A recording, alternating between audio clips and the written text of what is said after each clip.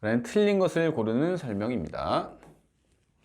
담보 가등기를 마친 부동산에 대하여 강제 경매가 된 경우에 담보 가등기 권리는 부동산의 매각에 의해 소멸하죠. 무슨 얘기죠?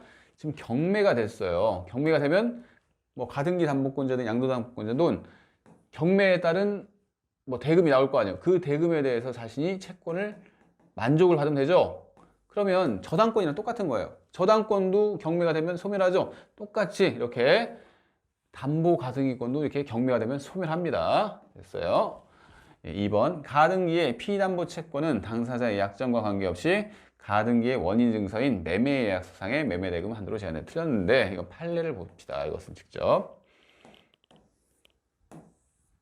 해설 이거죠. 가등기의 원인 증서인 매매계약서상의 매매대금은 뭐 이런 상황이겠죠. 갑과 을이 돈을 빌려줬는데 갑이 을한테, 갑이 가등기 담보권을 취득한 거예요. 근데 가등기도 등기를 해야 하기 때문에 뭐 등기 원인 같은 거 다 적어야 할 거 아니에요. 거기서 매매 예약을 통해서 했다고 등기원을 적었고 매매 대금도 그에 따라 적었어요. 아시겠나요? 등기할 때 가등기도 등기잖아요. 그래서 이렇게 이런 가등기 원인 증서인 매매 예약서의 매매 대금이 가등기 절차에 편의상 기재하는 것일 뿐이지 이것은 담보권이죠. 그래서 이거에 구속이 되는 게 아니고, 즉 매매 예약상의 매매대금이 구속되는 게 아니고 실질적인 피담보 채권에 의해서 구속이 된다는 얘기입니다. 그래서 피담보 채권은 당사자의 약정 내용이 있을 거 아니에요. 그에 따라서 결정이 됩니다. 아시겠죠? 됐어요. 그러면 다시 문제를 볼게요. 3번 볼게요. 채무자가 청산기간 지나기 전에 한 청산금에 관한 권리의 양도는 이로써 후순위 권리자에게 대항하지 못한다. 이것은 맞는 내용인데 이런 상황이죠. 채권자는 즉 가등기 담보권자 또는 양도 담보권자는 이 채무자한테 통지를 하죠.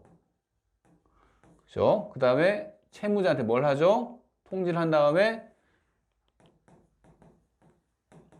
청산기간이 2월 경과를 해야 돼요. 그런 다음에 청산금을 지급하면서 소유권을 취득하는 과정을 받습니다. 그런데 청산기간이 2월이 경과를 해야지 청산금을 을에게 청산금이 귀속이 될 수 있잖아요. 그에 따라서 후순위 권리자는 이제 청산금이 을한테 귀속이 됐구나 하면서 자신의 권리를 행사할 거 아니에요. 근데 채무자 을이 청산기간이 경과하기 전에 자신이 이 갑으로부터 받을 청산금을 빼돌리는 거예요. 다른 사람한테 채권 양도를 해서 청산금을 넘겨버리는 겁니다.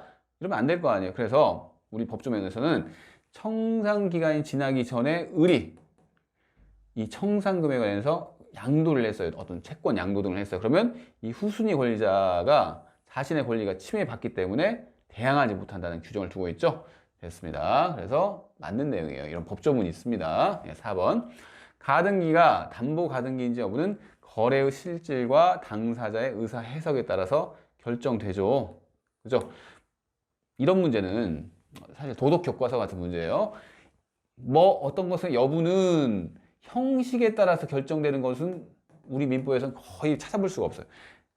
웬만해서는 그냥 실질에 따라서 결정이 된다고 생각을 하셔도 무방합니다. 그래서 실질 나오면 맞다고 생각을 하셔야 합니다. 아시겠죠? 5번. 가등기 담보부동산의 예약 당시의 시가가 피담보 채무에게 미달하는 경우에는 청산금의 평가액을 통지할 필요가 없다. 이것도 맞는 내용이죠. 왜 그러죠? 가등기 담보에 관련 법률은 언제 적용이 됩니까? 이 목적 부동산의 가액이 더 큰 경우에 돼요. 이 갑이 가지고 있는 피담보 채권액보다. 그런 경우에 가등기 담보법이 적용이 되죠. 근데 5번은 그 예약 당시의 시가가 피담보 채무에 미달한다. 뭐죠? 이 부동산이 갑이 가지고 있는 채권액에 미달하면 갑이 폭리를 취할 위험이 없죠. 이 부동산이 비싸야지 이 갑이 자신에게 귀속이 되면 어떤 폭리를 취할 가능성이 있으니까 가담법을 제정했을 거 아니에요. 그게 아니라면 가담법이 적용이 안 되는 경우죠. 즉 목적 부동산의 가액이 더 적어요. 적용이 안 되기 때문에 청산금의 평가액 통지, 이거 어디서 나오죠? 가등기 담보법에서 나오는 얘기입니다. 그래서 이런 경우 거칠 필요가 없다는 얘기죠. 됐어요. 5번. 6번 먼저 볼게요. 을은 갑으로부터 1억 원을 빌리면서 여기다 그려볼까요? 이런 경우죠. 1억 원을 빌렸어요. 자신의 X 토지라고 볼게요. 토지가 3억이에요. 양도담보로 제공하고 갑명의로 소유권 이전 등기를 마쳤어요. 이 갑이 양도담보권자라는 얘기죠.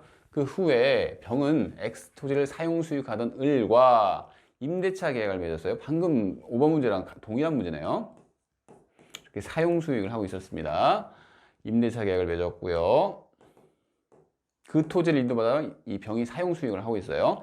다음 설명 중 틀린 것을 고르는 문제죠. 1번.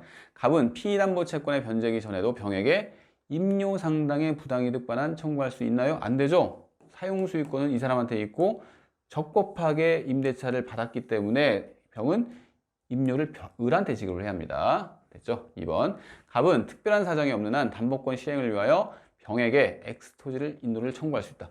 이것도 봤죠? 담보권자로서 인도 청구 가능합니다. 그렇게만 이해하시면 돼요. 맞는 내용이죠? 틀린 거 벌써 나왔네요.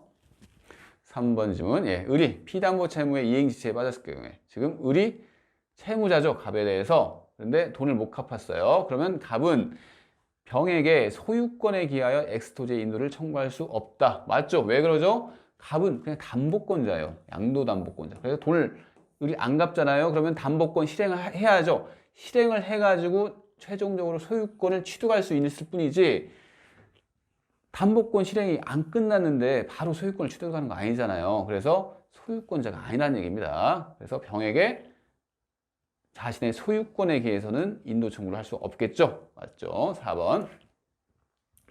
갑이 을에게 청산금을 지급함으로써 소유권을 취득했어요. 그러면 당연히 이 사람이 양도담보권자였다가 소유권을 취득했다는 거죠. 담보권이랑 소유권이랑 혼동에 의해서 소멸합니다. 맞죠? 5번. 만약 갑이 선의의 정에게 X토지를 매도하고 소유권 이전 등기를 마친 경우에 선의의 정에게 지금 똑같은 문제네요. 소유권 이전 등기를 마쳤어요. 그러면 이 사람이 적법하게 소유권을 취득하는 거예요. 법조문 보셨죠? 을은 정에게 소유권 이전 등기 말소 청구할 수 없다. 보셨습니다. 그러면 이 문제는 이 판례를 한번 보고 넘어갑시다. 예. 예, 이거 볼까요? 예. 2번. 채권 담보를 위하여 소유권 이전 등기를 경유한 양도담보권자는 채무자가 변제기를 도구하여 피담보 채무 이행지체에 빠졌을 때는 담보 계약에 의하여 취득한 목적 부동산의 처분권을 행사하기 위한 환가 절차의 일환으로서 즉 뭐다? 담보권 실행으로서 목적 부동산의 인도를 청구할 수 있다고 했죠. 제3자가 채무자로부터 적법하게 목적 부동산의 점유를 이전받아 있는 경우에는 그 목적 부동산의 인도 청구를 할 수 있다 할 것이나 보다 소유권에 기해서는 구할 수가 없습니다. 왜? 담보권자니까. 이렇게 이해를 하시면 되겠죠.